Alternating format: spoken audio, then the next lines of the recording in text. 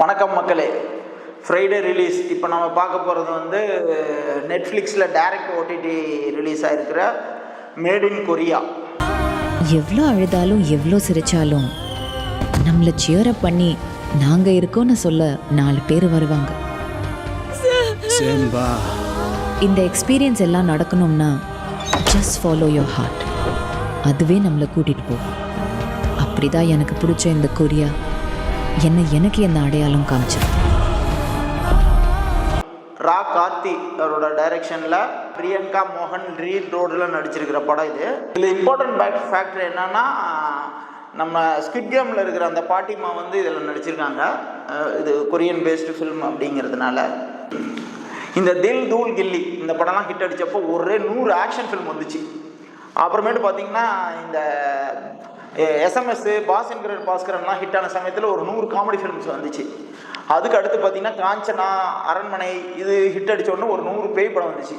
அந்த மாதிரி இப்போ வந்து அயோத்தியா, டூரிஸ்ட் ஃபேமிலி, குடும்பஸ்தன் இந்த மாதிரி படம்லாம் ஹிட் அடித்ததுக்கப்புறம் இப்போ ஒரே ஃபீல் குட் மூவியாக வந்துட்டு இருக்கு. அந்த மாதிரி ஒரு ஃபீல் குட் மூவி தான் mat in Korea. Mat in Korea வந்து ரா கார்த்திக் இதுக்கு முன்னாடி நித்தம் ஒரு வானம் அந்த படம் டைரக்ட் பண்ணியிருந்தார். அது எனக்கு ஒரு ஆவரேஜான மூவி. இதுவும் சேம் அதே ஃபீல் குட் மூவி டைப்பில் தான் அவர் எடுத்திருக்காரு. ஒரு படத்தை நம்ம 2 விதமாக பார்ப்போம். ஒன்று கதை, அந்த கதையை எப்படி எடுத்திருக்காங்கன்னு. இப்போ நம்ம கதை என்னன்னு பார்த்தோம்னு வச்சுக்கிங்களேன். தமிழ்நாட்டில் கொலம்பலூர் அப்படிங்கிற ஒரு மலை கிராமத்தில் இருக்கிற ஒரு பொண்ணு கொரியாவுக்கு போக ஆசைப்படுறா. அவள் போனாலா, அங்கே போய் என்ன மாதிரி விஷயங்களெல்லாம் ஃபேஸ் பண்ணா அப்படிங்கிறது தான் படத்தோட கதை. இது வந்து ஒரு ஃபுல் லென்த் ஃபீச்சர் ஃபிலிமுக்கான அருமையான ஸ்டோரி. ரொம்ப இன்ட்ரெஸ்டிங்கான ஸ்டோரி. காமெடியாக கொண்டு போகலாம், சென்டிமெண்ட் அண்ட் ஃபீல் குட் ஐட்டமாக கொண்டுட்டு போகலாம். அதுக்கான எல்லா அம்சமும் உள்ள ஒரு கதை தான். இப்போ அதை எப்படி எடுத்திருக்காங்க அப்படின்னா, ஃபர்ஸ்ட் ஆஃப் பார்த்துக்கிட்டிங்கன்னா அந்த ஃபுல் அந்த கதையை செட் பண்ணுறதுக்கான இதெல்லாம் வந்துடுது. அவங்க இந்த வந்து செண்பகங்கிற இந்த பொண்ணு யார், இவ ஏன் கொரியா போக ஆசைப்படுறா, அந்த கொரியா போகிறதுக்கான சூழ்நிலையெல்லாம் எப்படி அமையுது, எப்படி போய் கொரியாவில் இறங்குறா, இதெல்லாம் தான் ஃபர்ஸ்ட் ஆஃபில் வருது. இந்த செண்பவளம் அப்படிங்கிற அரசி கன்னியாகுமரியிலேருந்து கொரியா போன கதை நம்மள பல பேருக்கு தெரியும், பல பேருக்கு தெரியாது. அந்த கதையை வந்து ப்ராப்பராக ஸ்டார்டிங்கில் சொல்கிறாங்க, ஆனால் ப்ராப்பராக சொல்லலைங்கிறது என்னோட கருத்து.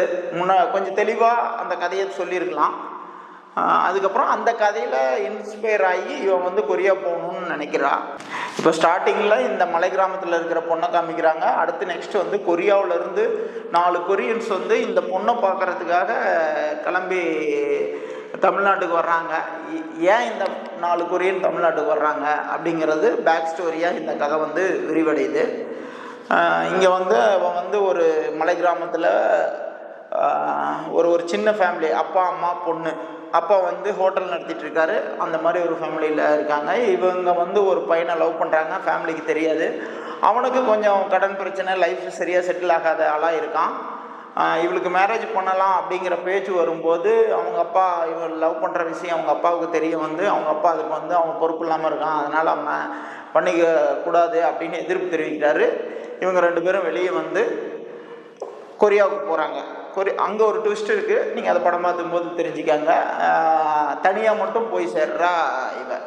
படங்களோட பிரச்சனை என்னன்னா, கண்டென்ட் வந்து ரொம்ப நீட்டாக இருக்கும். ஒன்று யோசிச்சிருவாங்க, ஒரு கண்டென்ட் பண்ணிடுவாங்க இந்த ஐடியா அப்படின்னு. அந்த ஐடியா நல்லாயிருக்கும், ஆனால் அந்த ஐடியாவை சுற்றி ஒரு ஸ்டோரியை ஃபார்ம் பண்ணணும் இல்லையா, அதில் மிஸ் பண்ணிடுவாங்க. அந்த மாதிரி தான் இதையும் நான் பார்க்குறேன். ஒரு தமிழ் பொண்ணு கொரியாவுக்கு போகிறதுக்கு எப்படி போகிறா, அங்கே போய் என்ன பண்ணுறாங்கிறது ஒரு கான்செப்ட், நல்ல கான்செப்ட்.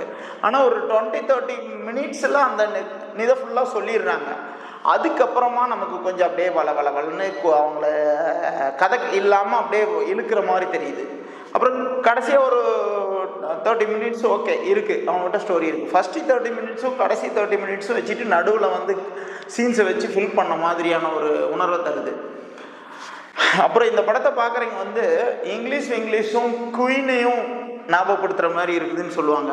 நான் வந்து 90s கிட்ஸு, அதனால் நான் ஒரு படம் சொல்கிறேன். இந்த படம் வந்து புன்னகை தேசம். தருண் அவர் நடித்த புன்னகை தேசங்கிற படத்தை எனக்கு ரொம்பவே ஞாபகப்படுத்திடுச்சு. சினிமா மாதிரி இருந்துச்சுன்னா எவ்வளோ அழகாக இருக்கும்.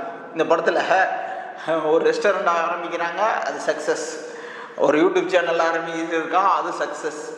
அவங்க வந்து ஒரு மியூசிக் பேண்ட் ஆரம்பிக்கிறாங்க, அது சக்ஸஸ். இதெல்லாம் மெயினாக சினிமாவில் இந்த ரெஸ்டாரண்ட்டை வந்து எல்லாரும் ஓப்பன் பண்ணிட்டாங்கன்னே அவங்க அப்படியே பெரிய ஆளா நம்பிடாதீங்க மக்களே. அந்த மாதிரி யாராவது போய் விபரீத முயற்சியெல்லாம் எடுத்துடாதீங்க. இவன் தான் எங்கேயோ செமத்தியா வாங்கியிருக்கான், இங்கே வந்து வேற எவனோ வாங்கின மாதிரி அவுத்துறான் பார்த்தியா. ஓகே, ஃபைனலாக இந்த படம் ஒர்த் டு வாட்சான்னு பார்த்தீங்கன்னா இதுக்குன்னு தனியாக போய் நீங்கள் தேட்டரில் அமௌண்ட் கட்டி படம் பார்க்க போகிறதில்ல. ஆல்ரெடி நெட்ஃப்ளிக்ஸ் சப்ஸ்கிரிப்ஷன் வச்சுருப்பீங்க. 1 hour 52 minutes ஓடுதுன்னு நினைக்கிறேன் இந்த படம். அந்த டைமை வேஸ்ட் பண்ணுறதா அல்லது பார்க்கலாமான்னிங்கன்னா டைம் வேஸ்ட்டுன்னு சொல்ல முடியாது, ஒரு டைம் பாஸ்ன்னு சொல்லலாம். நீங்கள் தாராளமாக இதை ஒரு வாட்டி பார்க்கலாம். இதேமாரி வீடியோவுக்கு தொடர்ந்து ஜாபி குத் சேனலை பாருங்கள். சப்ஸ்கிரைப் டு ஜாபி குத்.